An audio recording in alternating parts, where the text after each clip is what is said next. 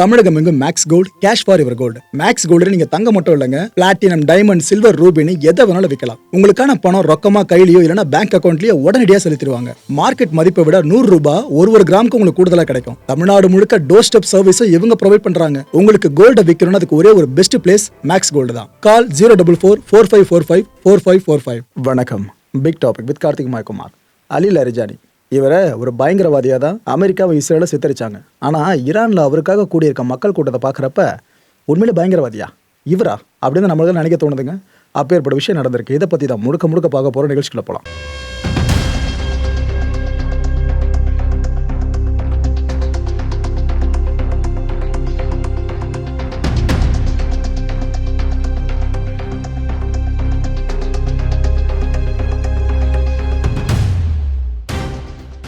அலி லரிஜானியை கொன்னுட்டாங்க.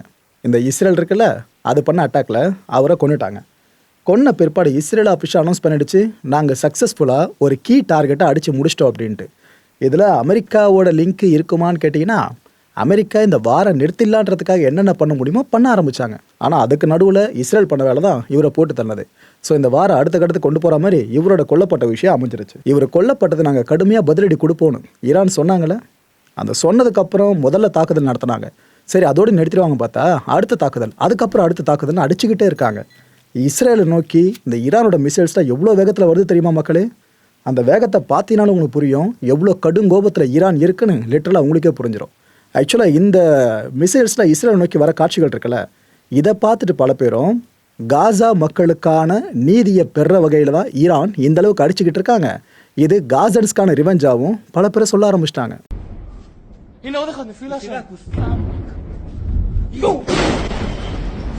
இந்த கொத்து குண்டுகள் கேள்விப்பட்டிருக்கீங்களா? கிளஸ்டர் வார்ஹெட்ஸ்ன்னு சொல்லுவாங்க. அது இஸ்ரேல் முழுக்க வந்து விழுந்துக்கிட்டு தாங்க இருக்கு. அதுவும் குறிப்பாக டெல் அவீவில் ஏற்கனவே கிளஸ்டர் வார்ஹெட்ஸை வச்சு அடிச்சிருந்தாங்க ஈரான். இப்போ அடுத்த கட்ட ஸ்ட்ரைக்கையும் அவங்க இன்னும் பெருசாக ஆரம்பிச்சிருக்காங்க.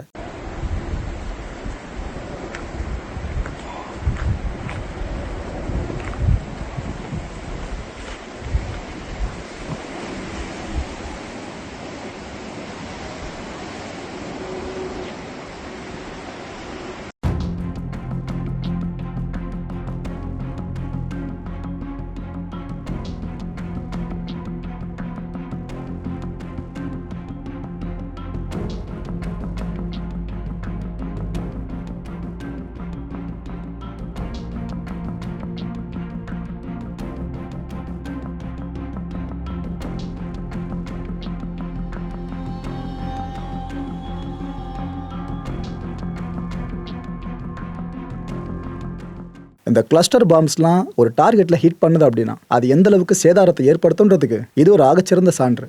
இது இந்த குடியிருப்போட வெளியிருப்பு பகுதிங்க. இந்த பகுதியில் பார்த்தீங்கன்னாலே இந்த பால்கனி போர்ஷன் இருக்குல்ல, எந்த அளவுக்கு டேமேஜ் ஆகிருக்கு தெரியுதா? இதுதான் கொத்து குண்டுகள். அதாவது ஒரு டார்கெட்னு வச்சு அடிப்பாங்க, அது பக்கத்தில் கொலாட்ரல் டேமேஜாக பெருசாக ஏற்படுத்தி விட்டுரும்.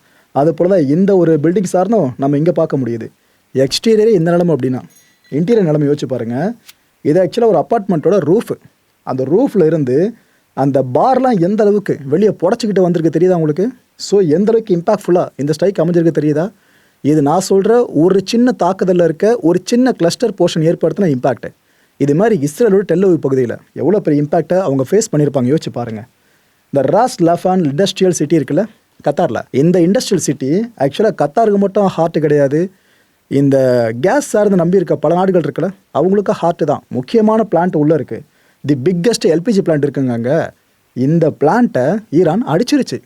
அதான் ரிவெஞ்சு கொடுக்குறேன்னு சொன்னாங்க பார்த்தீங்களா? இது கூடவே இஸ்ரேல் சும்மாலாம் ஒரு வேலையை பார்த்து விட்டுச்சு. ஈரானோட ஆயில் வளம் மேலே கை வச்சாங்க. அதை பற்றி நான் அடுத்த வீடியோஸை சொல்கிறேன்.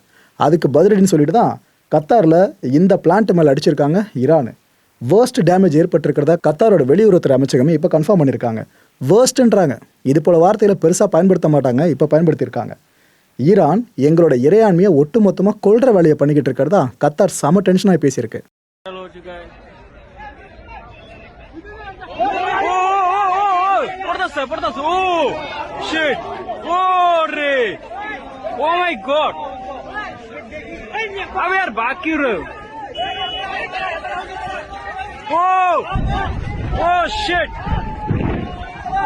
अबे किसमें किसने किधर गिरा?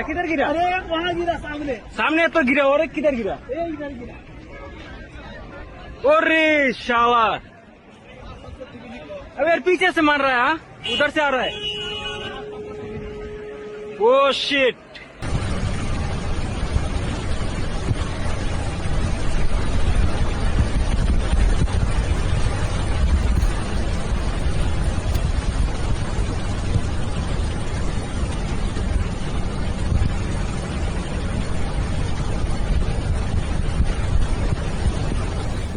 அமெரிக்கா ஈரானோட பலத்தை குறைக்கணும்னு பார்க்கும். ஆனால் இஸ்ரேல் ஈரானோட ரிஜிம் இருக்குல்ல அதை ஃபுல்லாக கீல் பண்ண பார்க்கும். அந்த வகையில் அடுத்த ஒரு பெருந்தலையை தூக்கிட்டாங்க. இந்த இஸ்ரேலோட பாதுகாப்புத்துறை அமைச்சர் இருக்கால இஸ்ரேல் கேட்ஸு, அவர் என்ன சொல்கிறாரு, ஈரானோட இன்டெலிஜென்ஸ் மினிஸ்டரை நாங்கள் சக்ஸஸ்ஃபுல்லாக எலிமினேட் பண்ணுறோன்னு சொல்லியிருக்காரு. அதாவது கொல்றன்ற வார்த்தையை கூட பயன்படுத்த மாட்டாங்க, எலிமினேட்னு சொல்லுவாங்க. ஏதோ பயங்கரவாதிகளை கொன்னா ஒரு வார்த்தை பதத்தை பயன்படுத்துவாங்களே அந்த வார்த்தை பதத்தை இவர் பயன்படுத்தியிருக்காங்க. இவர் பேர் இஸ்மாயில் காட்டிப். ஆக்சுவலாக இவர் கொல்லப்பட்ட விஷயத்த ஈரான் ஊடகங்களும் உறுதிப்படுத்திட்டாங்க, ஈரானோட அதிபர் வரைக்கும் உறுதிப்படுத்திட்டாரு. ஆமாங்க, அவங்க கொண்டுட்டாங்க, நாங்கள் ஒரு தியாகி இழந்துட்டோன்னு அவங்க சொல்லிக்கிட்டு இருக்காங்க. இவரை பற்றி சொல்லணும்னா 1980 IRGC இருக்குல்ல அதில் ஜாயின் பண்ணார். இந்த இஸ்லாமிக் ரெவல்யூஷன் எப்போ ஃபுல் பேஜாக ஆரம்பிச்சது 1979. அப்புறம் தான் ஈரானை ஃபுல்லாக அவங்க ஆள ஆரம்பித்தாங்க. சுப்ரீம் லீடர்ன்ற பதவி நம்ம பார்த்துருந்தோம், இப்போ வரைக்கும் பார்த்துக்கிட்டு இருக்கோம். அந்த புரட்சி ஆரம்பித்து வெற்றியை முடித்து அதுக்கு அடுத்த வருஷமே இவர் IRGCயில் ஜாயின் பண்ணியிருக்காரு. ஸோ எந்தளவுக்கு ஆக்டிவாக இருந்திருக்காருன்னு யோசிச்சு பாருங்க. இவர் 2021 இந்த ஈரானோட முன்னாள் அதிபர் ரைசி உயிரிழந்தது எப்படி ஞாபகம் இருக்குல்ல உங்களுக்கு? ரைட், அதை யாரும் மறந்துருக்க மாட்டோம். இப்போ வரைக்கும் அது டிபேட்டாக போயிட்டு இருக்கு. எப்படி தான் ஒரு உயிரிழந்தார், விபத்தா இல்லைனா கொன்னாங்களா, இது வரைக்கும் அது டிபேட் ஓடிட்டு இருக்கு. அவரால் இன்டெலிஜென்ஸோட மினிஸ்டராக தேர்வு பண்ணப்பட்டவர் தான் இந்த இஸ்மாயில் காட்டிப் அவர்கள். இந்த காட்டிப் அவர்கள் பார்த்தீங்கன்னா இந்த ஈரானோட மார்க்கம் இருக்குல்ல அதை சார்ந்து ஃபுல்லாக நிபுணத்துவம் வாய்ந்தவருங்க. சுப்ரீம் லீடருக்கு இருக்க ஞானம் இருக்குல்ல மார்க்கம் சார்ந்து, அது இவருக்கு அப்படியே இருக்கும். ஏன்னா படித்தது அப்படி ஹை ரேங்கிங் கிளரிக்ஸ் கிட்ட படிச்சிருந்தாப்புல. இந்த இஸ்லாமிக் ஜூரிஸ்பிருடன்ஸை சார்ந்து அவ்வளோ பெரிய மார்க்க குருக்கள் கிட்ட கற்றுக்கிட்டு இருந்திருக்காரு. இதில் கொல்லப்பட்ட அலி கமனி இருக்கார்ல, ஈரானோட முன்னாள் சுப்ரீம் லீடர், அவர்கிட்ட இருந்து கற்றுக்கிட்டு இருக்காரு இஸ்லாம் சார்ந்து. அண்டு இந்த சுப்ரீம் லீடர் ஆஃபீஸில் சிடிஆர் போஸ்ட் அலங்கரித்தவரை இந்த காட்டிப் அவர்கள் தான். இவர் மேலே அமெரிக்காவோட ட்ரெஷரி டிபார்ட்மெண்ட் ஒரு முறை சாங்ஷன்லாம் போட்டாங்க. அது எப்போ தெரியுமா? இந்த 2022 டைமில் அமெரிக்காவுக்கு எதிராகவும் அமெரிக்காவோட கூட்டாளி நாடுகளுக்கு எதிராகவும் இவர் தலைமையில் ஒரு பெரிய சைபர் ஆக்டிவிட்டிஸை பண்ணுறாங்கன்னு சொல்லிட்டு இவர் மேலே சாங்ஷன்ஸ்லாம் போட்டிருந்தாங்க. ஸோ இவர் இஸ்ரேலோட பிரைமரி டார்கெட் மட்டும் கிடையாது, அமெரிக்காவோட பிரைமரி டார்கெட்டும் இந்த காட்டிப் அவர்கள் தான். அவரை தூக்கியிருக்காங்க. இப்போது இதுக்கு மத்தியில் ஒரு நல்ல செய்தின்னு சொல்லலாம்னு நினைக்கிறேன். இந்த ஈரானோட மகளிர் கால்பந்தாட்ட அணி எவ்வளோ ஸ்ட்ரகிள்ஸை ஃபேஸ் பண்ணான்னு நம்ம முந்தைய வீடியோவில் ஃபுல்லாக பார்த்துட்டோம். அவங்க ஒரு வழியாக ஈரானை வந்து அடைஞ்சிட்டாங்க. நிறைய பேர் சொன்னாங்களே அங்கெல்லாம் போயிடாதீங்கம்மா, நீங்கள் வேறு தேசிய கீதத்தை பாட மாட்டலாம் சொன்னீங்க, அதுக்கப்புறம் என்ன அழுத்தமோ நீங்கள் பாடினீங்க அதுக்கப்புறம் போட்டிகளில். ஆனால் ஈரான் உங்களுக்கு கோபம் பயங்கரமாக இருக்கும் உங்கள் மேலே, போயிடாதீங்கம்மா போனால் உங்கள் உயிருக்கு ஆபத்தாதுன்னு சொன்னாங்க. அதுக்கப்புறம் அசைலம் சார்ந்து ஆஸ்திரேலியா கிரீன் சிக்னல் கொடுத்தாங்க ட்ரம்ப்போட ப்ரெஷருக்கு கீழே. இதுக்கப்புறம் சரி எல்லாருமே அங்கே இருப்பாங்கன்னு பார்த்தா இல்லை, ஒரு 5 ஃபுட்பாலர்ஸ் என்ன பண்ணிட்டாங்க, மனசை மாற்றிக்கிட்டாங்க. இல்லைங்க ஈரான் தான் எங்கள் தாய் தேசம், நாங்கள் அங்கே கிளம்புறோன்னு கிளம்பி வந்துட்டாங்க அந்த பெண்கள்லாம். இவங்களோட பயணம் பாருங்க எப்படி இருக்குன்னு. ஆஸ்திரேலியாவில் ஆரம்பிச்சிருக்காங்க, மலேசியா வந்துட்டு அங்கேருந்து ஒமான், அங்கேருந்து டர்க்கி, அதுக்கப்புறம் தான் ஈரானுக்குள்ளே லேண்ட் ஆகியிருக்காங்க. நிறைய பேர் எதிர்பார்த்துருப்பீங்களா ஈரான் எதிர்ப்பாளர்கள்லாம், அந்த பொண்ணுங்க அங்கே வந்து இறங்குனதுமே கொண்டு போட்டுற போகிறாங்க அது இதுன்னு பல பேர் நினச்சிட்டு இருந்தீங்களா? உற்சாக வரவேற்பு கொடுக்கப்படுச்சு அவங்களுக்கு. ஆக்சுவலாக ஹியூமன் ரைட்ஸ் ஆக்டிவிஸ்டாக இருப்பாங்களே அவங்க இடத்துல நம்ம சொன்னாங்க இதுக்கு முன்னாடி, இல்லை அந்த பொண்ணுங்க திடீர்னு கிளம்பி ஈரானுக்கே போகிறாங்க அப்படின்னா அந்த பொண்ணுங்களோட குடும்பத்தினர் இருக்காங்களே அவங்கள ஈரான் ரிஜிம் கண்டிப்பாக மிரட்டி இருக்கும். அப்புறம் தான் அந்த குடும்பத்தினர் பரிதவிச்சு இவங்களுக்கு ஃபோன் பண்ணி பேசியிருப்பாங்க. அதுக்கப்புறம் தான் அந்த பொண்ணுங்க மனசை மாற்றிட்டு ஈரானுக்கு போகிறாங்கன்னு அது இதுன்னு சொல்கிறாங்க. மக்களை சொல்கிறவங்க ஒரு பக்கம் சொல்லிட்டோம், நீங்கள் வீடியோ காட்சியை பாருங்கள். அந்த பொண்ணுங்க பயந்து போயிட்டு ஈரானில் லேண்ட் ஆகிருக்க மாதிரியா இருக்குது, அந்த மக்கள் அந்த பொண்ணுங்களை ஃபுல்லாக வெட்டி சாய்க்க ரெடியாக இருக்க மாதிரியா இருக்குது. நீங்களே பாருங்களேன்.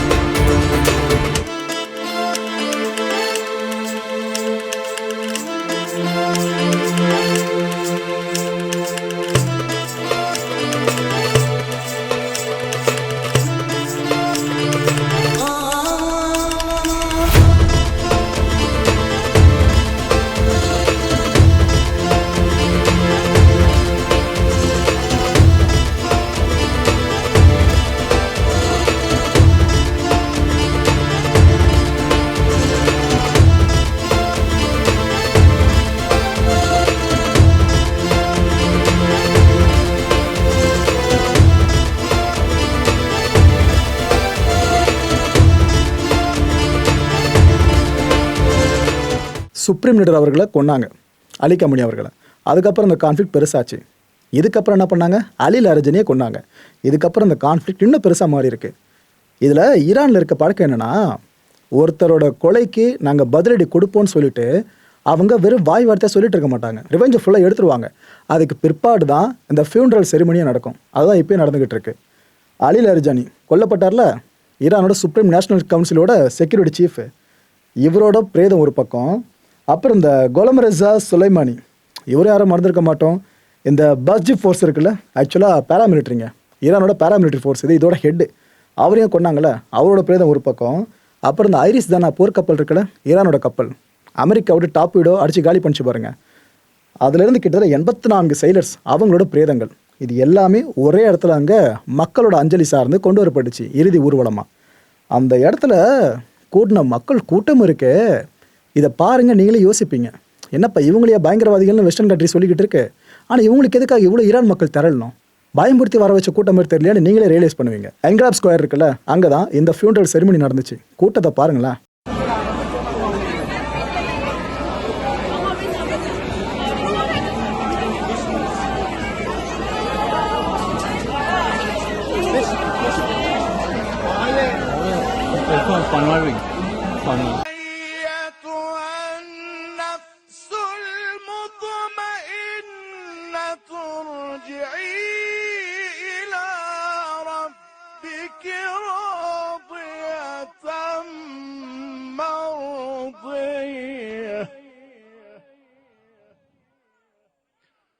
فادخلي في عبادي فادخلي في عبادي وادخلي جنتي صدق الله العلي العظيم.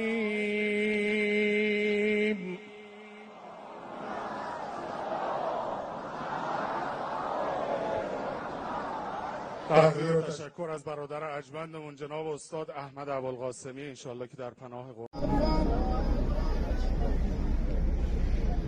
يستبشرون بنعمة من الله وفضل وأن الله لا يضيع أجر المؤمنين.